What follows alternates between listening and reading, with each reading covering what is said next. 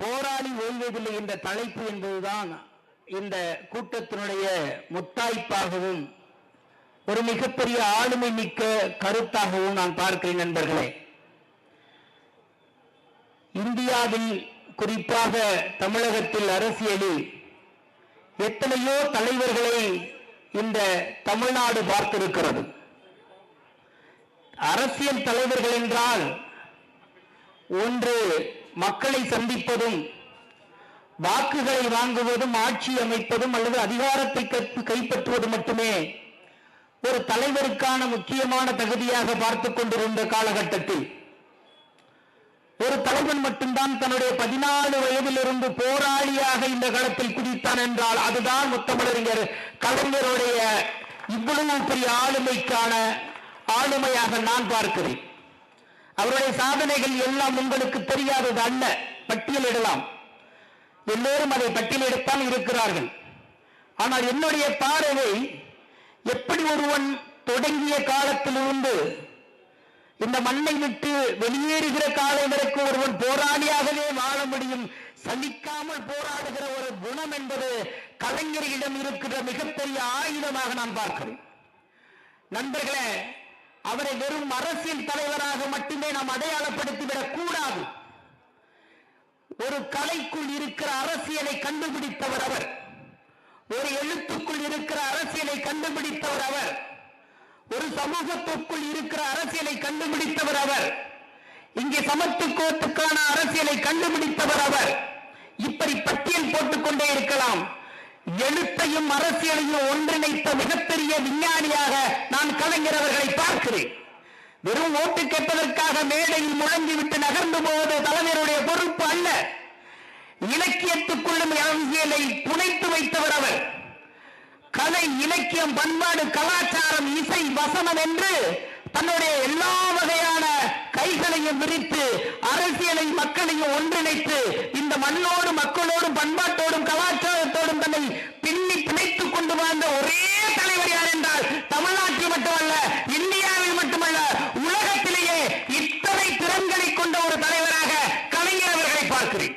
அதனால் தான் அவருடைய ஆளுமை இன்றைக்கும் அவருடைய இடத்தை எவராலும் நிரப்ப முடியாது. இங்கு நான் ஆச்சரியப்பட்டு போவேன்.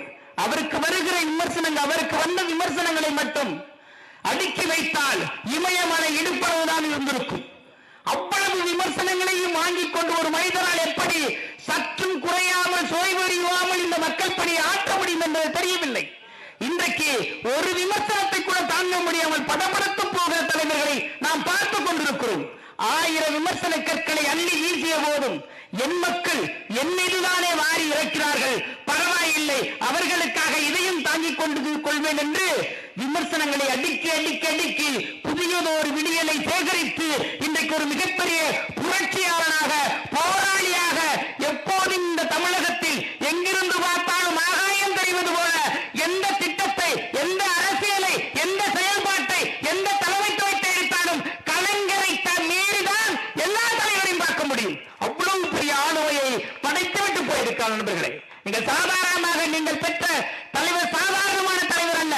அவர் அரசியல் தலைவர் என்ற ஒற்றை கோட்டுக்குள் கூட்டி விடார்கள், குறுகி விடார்கள். அவர் பறந்து விரிந்து ஆகாயம் போல் இருக்கக்கூடிய தலைவர்.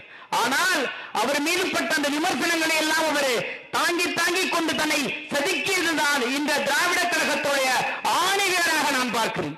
எனவேதான் நண்பர்களே, எப்படி ஒரு மனிதனால் இத்தனை துறைக்குள்ளும் இவ்வளவு ஆளுமையோடு இருக்க முடியும், கடைசி வரைக்கும் எப்படி போராட முடியும், அப்படியெல்லாம் வாய்த்த இந்த கழகத்துடைய இந்த ஆணையர்கள் எல்லாம் இன்றைக்கு நாம் செய்ய வேண்டியது எல்லாமே அவருடைய தலைமைத்துவத்தை, அவருடைய அணுகுமுறையை, அவர் விமர்சனத்தை கடந்து போகக்கூடிய அந்த சாதுரியத்தை அடுத்த தலைமுறைகளும் கொண்டு சேர்க்க வேண்டியிருக்கிறது. அப்படி கொண்டு சேர்ப்பதுதான் கலைஞர் அவர்களுக்கு நாம் செய்த மிகப்பெரிய மரியாதை. எதிரிகளையும் பாராட்டுவது என்பது கலைஞரிடம் மட்டும்தான் இருந்தது. எதிரிகளுடைய திறன்களையும் பாராட்டுவது என்பது கலைஞரிடம் மட்டும்தான் இருந்தது.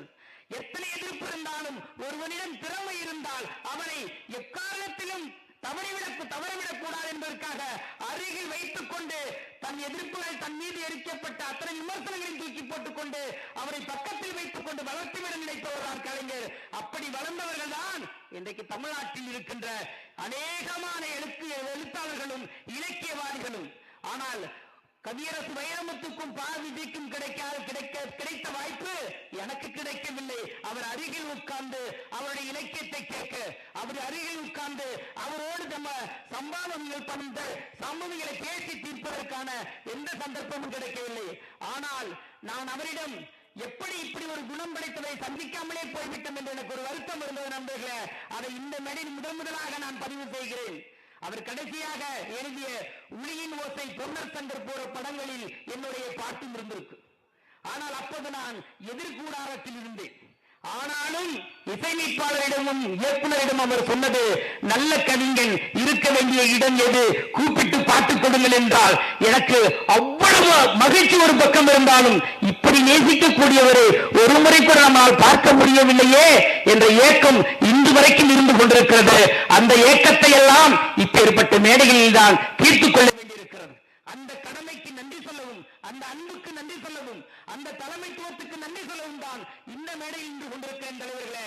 எனவே நாம் பெற்ற தலைவர் சொன்னாங்க நமக்கு முன்னாடி பேசும்போது, தமிழ் இந்தியா முழுக்க எத்தனை முதலமைச்சர்கள் இருந்தாலும், எத்தனை முதலமைச்சர்கள் இனி வந்தாலும் தேசிய கொடியை பிடித்து ஏற்றுவதற்கான உரிமையை பெற்றுக் கொடுத்தவர் கலைஞர் ஒருவர் தான் என்பவர்களுக்கு எங்கெல்லாம் தேசிய கொடி மாநிலங்களில் பறந்து கொண்டிருக்கிறதோ அதனுடைய முதல் கைப்பிடி கலைஞருடைய கைரேகை பதிந்து இருக்கிறது என்பதை அடுத்ததாக சொல்லலாம். அந்த மாதிரி இன்றைக்கு சமத்துவமாக இருக்கட்டும், இன்னைக்கு கோயில்களில் அனைத்து மதத்தினரும் அர்ச்சகராக முடியும் என்பது ஒரு மிகப்பெரிய சமத்துவத்தை விழித்தவர். எல்லா வகையிலும் சிந்தித்தாருங்க. அவருக்கு மட்டும் சிந்திக்கல. 1000 விமர்சனங்களாம் தூக்கி போடுங்க. கடவுளையை விமர்சிக்கிறவங்க கலைஞரை விமர்சிக்காதா என்ன, தூக்கி போடுங்கள். ஆனால் விமர்சனங்களை கடந்து ஆகாயம் போல் உயர்ந்து இருந்த அந்த மனிதருடைய புகழாரத்தை அடுத்த தலைமுறையிடம் நாம் கொண்டு சேர்க்க வேண்டும். அதுதான் திராவிட கழகத்தினுடைய முதல் படியாக இருக்க வேண்டும் என்று கூறி விடைபெறுகிறேன். நன்றி, வணக்கம்.